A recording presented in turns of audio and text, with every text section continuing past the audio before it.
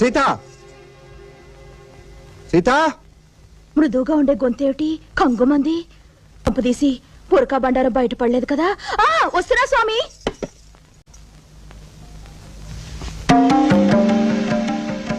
ఏమిటిది? బుర్కా.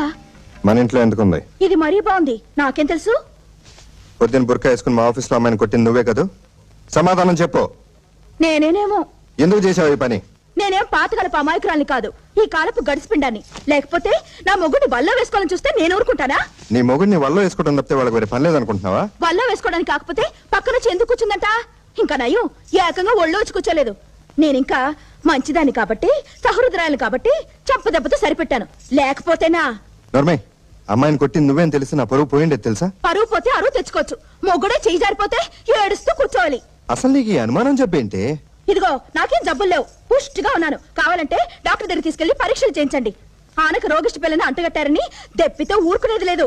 ఒకదాంతో ఒకటి సంబంధం లేకుండా మాట్లాడతావేంటి? నేనంతే, మీరు ఒకటంటే నేను రెండంటాను. చిన్నప్పుడు మా నాన్నమ్మ నాకు బస్ ఎక్కువ పోసింది. సరే సరే, కాసేపు నన్ను ఒంటరిగా వదిలే.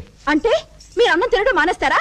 పోట్లాడదే అన్నం దారి అన్నందే. మీరు అన్నం తిన్నంటే మాత్రం నేను ఊరుకోను. అన్నం తిన్నాను నేను అన్నానా? అన్నానా? అనలేదు. అన్నం పెట్టు.